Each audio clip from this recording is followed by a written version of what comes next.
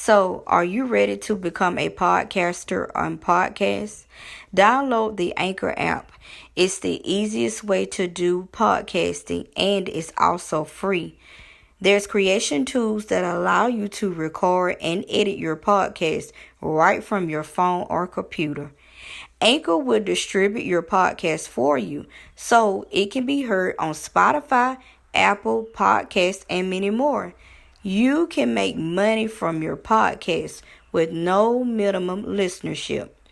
It's easy. It's everything you need to make a podcast all in one place. Hey, my wonderful and beautiful kings and queens. How are y'all doing? I pray that each of you are having a blessed and safe day. All is well with you. Everything is going great. And even if it's not, you're under the sound of my voice. Guess what? You have made it to a brand new day, evening, night, wherever you are in the world, you have made it. And that right there is a blessing and miracle within itself. And this is your first time tuning into my podcast. My name is Candace Brown. I'm a certified life coach. I'm a motivational speaker. I'm also an author as well as a YouTuber. I am also owner and CEO of Sister Coaching. And what I do mindset coaching for women, helping them take their mindsets from rags to riches. Yes. So I need for all my beautiful, wonderful queens out there to fix your crowns. They can be cracked. They can be tilted to the side. They can be shattered to pieces. It does not matter. Fix your crowns, okay? And there are some of you, I don't know who you are, but there are some of you, and y'all haven't even picked up your crown. Okay? Queen, I need for you to bend down, pick up that crown, and walk like the bold queen that you are. Okay? Alright. So today I just want to talk to my young ladies out there. Young ladies, I mean anywhere from the ages, I know from 18 into your 20s, early 30s. Matter of fact, I'm going to just say this is for all my ladies out here. But I especially want to touch my young ladies, my young queens out there. I don't know why the Lord had me going back to the movie Acrimony, because I used to watch TV a whole lot, y'all. And I don't watch TV like that a whole lot. What I watch, I have to be very careful, and y'all as well. Be very careful about the stuff that you let your eyes see and your ears hear. So I'm like, well, Lord, why you keep taking me back to Acrimony? Why you keep taking me back to this movie Acrimony? Now, and not what I did. I was finna get ready to watch the movie, but as some say, let's go do a little research on it. I had watched it before a few times, and at first, and which is I watched it back, oh goodness, it's been a while, y'all. I didn't have the mindset that I have now. And I was one of those women like, oh yeah, he did her wrong, and how dare he do Melinda like that, and oh my goodness, that's so wrong. And then when he gave her the $10 million now, even me now, I was like, well shoot, he gave me $10 million in my house back. You know, more power to them, they be happy. I'm finna go live my life. Me and my sisters, we finna turn up. I ain't studying no who, Robert who. That's how I was then, y'all. Like, Robert who? Thank you, Robert, for these $10 million. We finna, man, okay. I told my sisters, baby, we'd have been in another country somewhere. But anyway. And I kept like, Lord, why you want me to go back to this movie? So I went on YouTube, y'all, and did some research and read some of the comments and stuff. And I realized something, that a lot of us as women, we don't know our identity. We don't know about the laws. It's a lot of stuff that we don't know. And that's why it's so important to get the wisdom, to get the knowledge, to get the understanding of God. Okay? Know who you are. Know who you are. That way the world cannot put an identity on you, because I'm going to tell you something about the world. The world will put a label on you, put an identity on you, and man, you will be in a mess. You'll be in so much turmoil, and you'll be confused. And they will chew you up and spit you right back out. But as I begin to read some of the comments, and as I begin to, think back on the movie, I was like, Melinda was young. She had lost her mother, and Melinda had not grieved properly with her mother. And I know what it's like because I lost my mother. And when you lose your mom, you just looking for somebody to help you with that pain, to help you heal, not knowing that God is the only one that you need, and He is the only one that can heal that hole in your heart. But see, I was just like Melinda. It took me back, and I see why God took me back to that movie. I was just like Melinda. I lost my mother, and I was just looking for love. I wanted somebody to love me. And although she had her sisters, I had my sisters, but it was just something about, there was a place in my heart that needed healing, and I was just all over the place. And of course, there was Robert, there was a man, and like with me, there was a man. And with that, she had not properly healed, and her mother left her money and a house and stuff like that. But Melinda had fell in love with Robert, and he made her happy at this time. And in a sense, she felt like that was her peace, that was her happiness, because, like, okay, this is the one. And although he did cheat on her, she bought him a car, he cheated on her, she still married him. Okay, and so like she was saying in the movie, clockwork, they get up, they weren't saying good morning, they brushed their teeth together. He was just so stuck on getting his project to work. She was working 2 jobs, she was paying the bills, all the money was gone, and it just went so on and so on until she got a divorce. And they like, ooh, her sister was telling her to celebrate, in which she really did not want a divorce, but she just got tired. She got tired of it. She really got tired of it. And she went on, try to move on with her life, and then, of course, he got over there with Diane, and time he got over there with Diane, things started happening for him. So at this point, Melinda does feel betrayed, and stuff like that, because that's 20 years that she has given a person. That's 20 years that she can't get back. And I was reading one of the comments, one of the ladies was saying like giving her the money was kind of an insult. And in a sense, you could say it was an insult, because 20 years, that's something we just can't get back. We can't get back time. We cannot get back time. There's something we can't get back. But, and I think he did realize that he couldn't get that. He couldn't give that to her, and he wasn't the husband he should have been. So I believe that's why he did give her the money, hoping and praying that this would be. But, of course, she was saying that wasn't good enough. But it shouldn't cost, my thing is it shouldn't have cost her life. But Melinda, like we said, she had problems early on. And she was dealing with anger, and she had not properly grieved because of her mother. And see, if you don't deal with that stuff early on when it comes upon you, or you don't get help or seek counseling, it will take over your life, and it will cause you to lose your life. Because look what happened to Melinda. Because she did not seek help, get the proper help, she went over the edge and ended up getting killed. Ended up really killing herself. Because it was sad, y'all. It was sad, because I'm like, man, Melinda, you got that money, but now I understand. But coming from a place of hurt, if you don't deal with it, and I had to deal with that, y'all. I had to deal with that pain and that hurt, and I had to seek help. I had to get me some help. I had to get a life coach, okay? And I really, really had to do the work, and you got to do the work. If you don't do the work, it ain't gonna happen. I had to get me a coach, and y'all, I'm telling you, it ain't nothing like being made whole, happy, and healed. And the thing was, even though Melinda had $10 million, she wasn't happy, she wasn't healed, and she wasn't whole, because she hadn't properly grieved and dealt with her issues and situations back then. So it carried over into her marriage. Now, I'm not saying that, I'm not sitting here taking up for Robert, because I know how some people are. Oh, you taking up for him. I'm not taking up for Robert, because Robert was It was not a man. I'm going to be honest. Robert was not a man because Robert was young. Robert was looking, let's be honest, Robert was looking for somebody to see about him because Melinda fell into that money.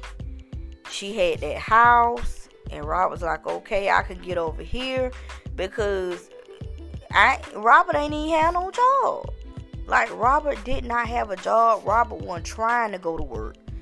And a real man always has a job. I don't care how much he talking about, I'm trying to pursue my dream, I'm trying to do this, I'm trying to do that. A man is supposed to take care of his household. No matter what, a man's supposed to take care of his household. He's supposed to have some kind of income coming in now. Okay? He's supposed to have some kind of income coming in now. But I'm going to tell y'all now what Melinda did. Melinda signed on to that. She agreed to that. How she agreed to that? Because she started buying him in the beginning. And I'm not dissing her because guess what? I used to do that. I agreed to that. When you start buying a man from the beginning, they going to expect you to do that. Come on, somebody. If you begin to buy a man in the beginning, he going to expect you to keep that going as long as y'all together. I'm a living witness. If you start giving a man, you start giving him your money, you start letting him borrow your car, you start doing this and doing that, he gonna expect you to keep going. And see, then we get tired of it and we say he ain't no man, he this and that. Baby girls, ladies, queens, we sign up for it. We sign up for it. Let me tell you something. You cannot help a man in the beginning. A man ain't got no business asking you for money. I don't care how broke he is. Let him get his own money. If he ain't got no car, he been walking, let him keep walking, baby. He ain't got nowhere to stay, or he better be finding somewhere to stay. Don't let him move in with you. When he at the homeless shelter, okay, he need to stay there at the homeless shelter. No. Diane did take him in, but see, guess what? She took in the project, but Diane knew what she was taking in. She looked at the invention, and she pushed him, and what she did, she just knew the right people who to talk to, because Diane was already successful. She was already had her career together. She already had her life together. Okay? She went after her career. She already had her life together. And she seen something in Robert. But Melinda couldn't see that because look at all the years that Melinda had done put in. Melinda did the hard work that we ain't supposed to even be doing. That's not the model. And we do that. And then we get even with the next woman because when he get with her, he pop off. Diane just knew the right people to talk to. She was already high up in the office. She presented it to the guy. She knew the right people to talk to. That's how she helped him. But she just knew how to help him. Okay? I'm going to be honest. If Diane didn't think he had nothing, because you notice Diane watched the videos and stuff, and she was watching the stuff, and she didn't think that he had nothing, I'll be honest, I don't think Diane would have fooled with him. And I mean, that's just my opinion. Y'all can get mad if you want to. But if Diane didn't see that this adventure was going to work and it was going to be worth a lot of money, she probably wouldn't have even tried to fool with him for real. But Diane knew she was looking. She looked into it. She read over the stuff. She knew, said, okay, this going to work. She presented it to her boss because she already knew the people. She was already career. And boom, they bought it and boom, went off. That's what happened with that. And he wanted to marry Diane because he felt like she helped me, got here. She is the reason that I got this money stuff. So, he fell, and then she caught him at a low point. Because remember, he was homeless. He had bed bugs everywhere. It ain't funny. But she also caught him, where he was homeless and he didn't have nothing. So he said, I might as well be with her because my wife didn't want me. My wife divorced me. But with Melinda's case, that's why we got to know who we are. We got to know who we are. And like I said, with Robert, I am not leaving him out because, like I said, he seen Melinda in the beginning. He knew Melinda had this money. So he was like, well, she'll do this for me and do that for me.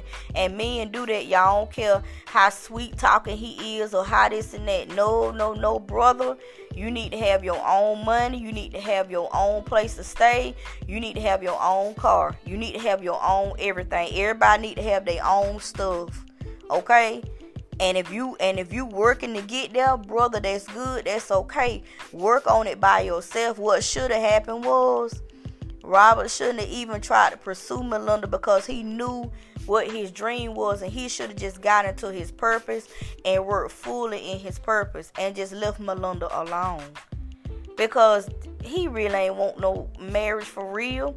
As the years went by, as they say, he wasn't laying up. He wouldn't go to work. He had no income coming in. Wasn't no romance going on. She felt like he was cheating on him. Okay, and he really wasn't cheating. He wasn't cheating on her. He just was trying to get his invention to work. He was so in purpose. But yet and still, when you in purpose like that, you got a partner and you have to give them attention. You can't neglect your partner. You can't neglect your partner. And also, with all of that anger and stuff that Melinda had, she was angry, she was mad, she was listening to her sisters, and her sisters didn't even have a successful marriage. They had their own marital problems. So she really didn't have nobody to go to and talk to, like, okay, how should this be working? They told her to divorce him. He ain't got no money. You losing the house. It was just a whole bunch of stuff. And Melinda didn't have nobody to turn to, nobody to talk to. So she just went on what she thought was right. And when that happened to her, it was devastating. And it was sad. But I don't want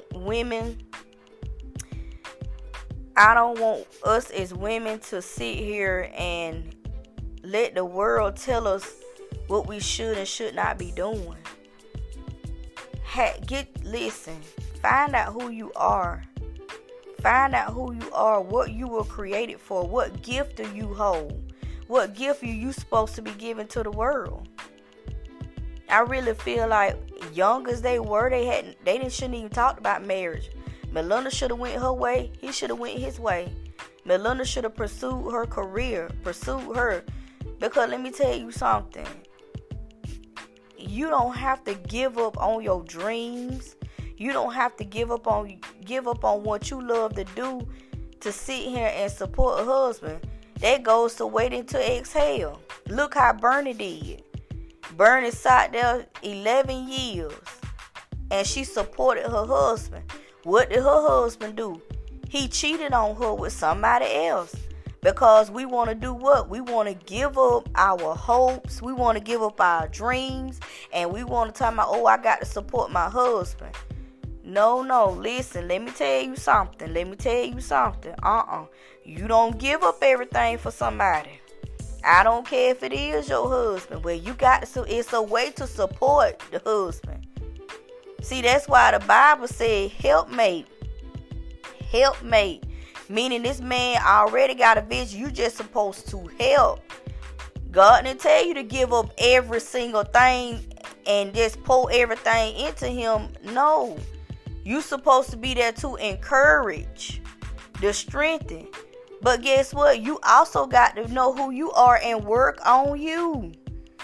You can't sit there and solely depend on that man. Let me tell you something. A lot of times we as wives and as girlfriends are dating, because I did this, y'all. I did this. I got to support him and everything. That's not self-love. That's not self-love. You got to love you first.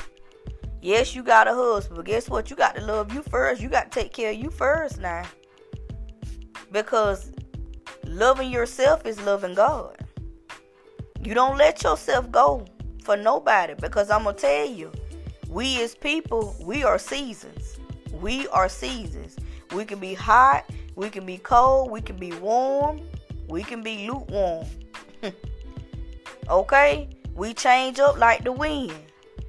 Few years, marriage going great. The next minute, the marriage going into the ruts. And I'm like R.C. Blake's wife, Miss Lisa Blake. And I love this, what he said about his wife. His wife is a RN. And she said this. He said his wife do this, y'all. He said his wife actually keep her RN license. She actually keep them registered. She says, so in case you want to take a stupid pill, I can get back out here in the workforce and I can keep on trucking. In case you want to get foolish. Okay? And that's what a Proverbs 31 woman is supposed to be.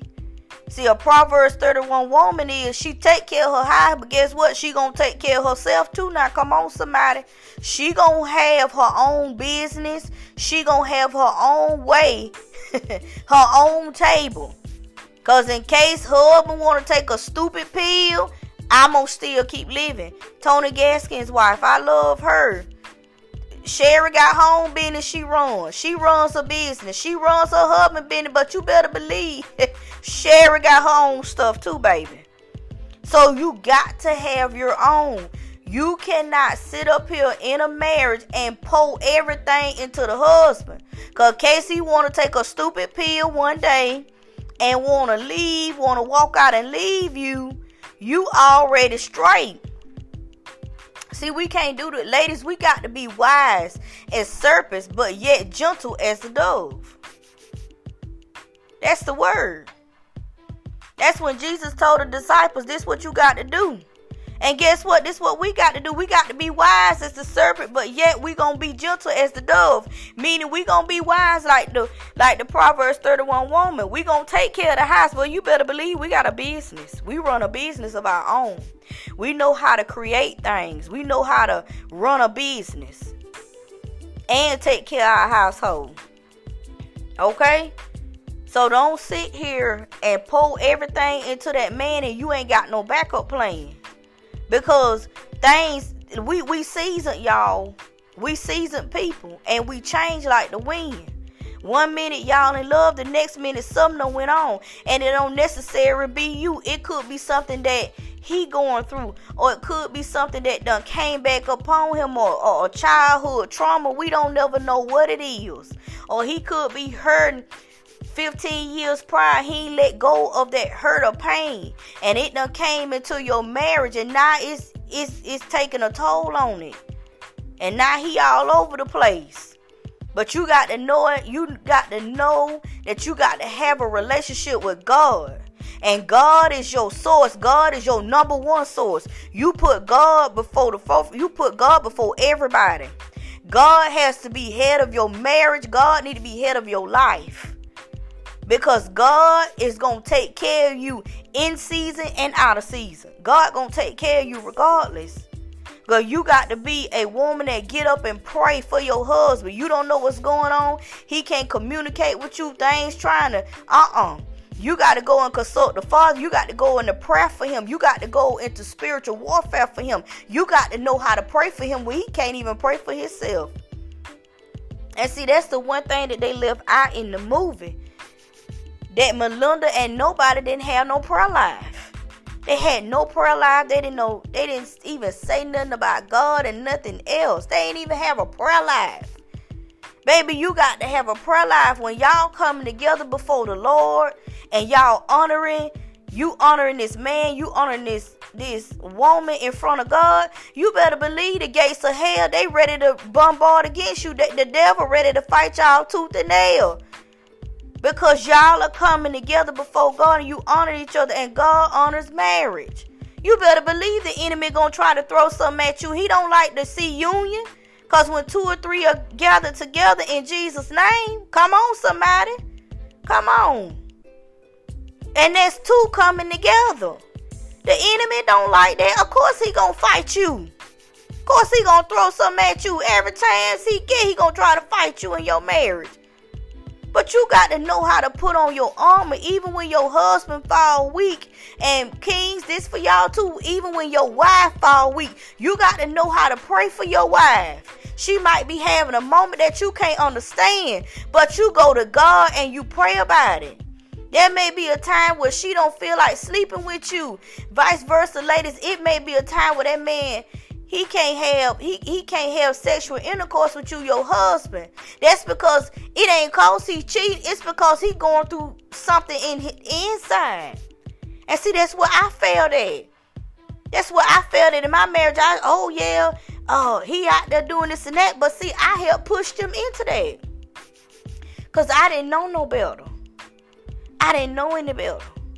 He was dealing with something that had nothing to do with me. And you got to know that. You got to just say, well, baby, it's okay. I love you. It's fine. You got to create that safe haven. You got to create that safe space for them. So they'll be able to come and communicate with you. But you also got to pray and ask God to help you and them. You got to go before the Lord every single day. When they can't pray, you praying for them. Non-stop. You might have to go on a fast. That's what a real wife or a real husband do. They pray for their spouse. Because they know something going on with their spouse. Instead of arguing and fussing and getting mad with them about it, go pray about it. Because they dealing with something and it ain't even got nothing to do with you. But I just want to come on here and give my thoughts and my opinions. I just want to let all my ladies know, y'all, we got to know who we are. I didn't know why the Lord had me kept playing that movie back in my head, and I kept going through that. And it came to think about it, Melinda didn't know who she was. She didn't know her identity. She didn't know who she was. And she was dealing with hurt, deep-rooted hurt. She had not healed over her mama properly. And she thought Robert was the answer when Robert wasn't the answer. And that was 20 years just gone. And then he over there with somebody else. So, and she didn't have nobody to talk to her. She didn't seek therapy till way later on, until the judge made her go to therapy. She didn't know nothing about prayer. Nothing about God. Because had somebody been praying for her and really introduced her to God, and if she had really made it up in her mind, she could have turned that whole situation around. Who knows? She could have been a billionaire.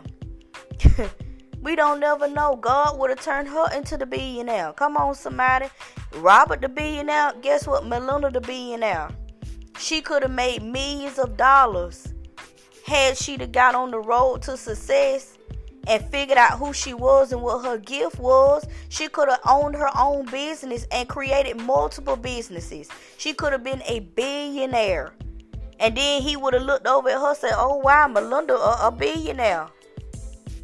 It might have took her a while, but guess what? She still would have been successful. Because guess what? He gave her $10 million. She had more than enough money to start a business or businesses with. She had more than enough money to do that. She could have turned that money and became $10 million. She could have became a billionaire, and she could have kept becoming a billionaire. She could have helped people. She could have saved lives. It's just so much she could have did, cause he gave her the starter money. And although she took it and she did this and that, she was hurt. If she had had the right people speaking into her life, the right people surrounding her, praying for her, and to get her mindset where God needed to be and made God head of her life, God would have took her and God would have made her a billionaire without Robert. And then get what she could have did. She could have wrote Robert an even bigger check. Come on, somebody. If she wanted to. She could have wrote Robert a bigger check than $10 million. Say, I appreciate it. Here you go, right back to you. Or she didn't have to. She could have blessed them just like he gave her that money. She could have gave it right back to him and wouldn't have even missed it. Because see, I know what God can do, y'all. I know he could do it. If she had figured out who she was, figured out her identity, and find out what her gift was, and got into her purpose, God could have made her be now. She, like I say, ain't no telling what would have happened to her. And they would have looked at her like, wow, transformation. You talk about transformation. But it all would have been for the glory of God. It would have all been the glory of God. She could have transferred her whole life and helped women that have been hurt and broken, and help transform lives. That's what she could have did. Had she knew who she was, had she knew her identity. I'm going to let y'all go. Y'all have a blessed and safe, wonderful afternoon. This has been Candace C. Bryan, your certified life coach and motivational speaker. I'll check in with you guys next time.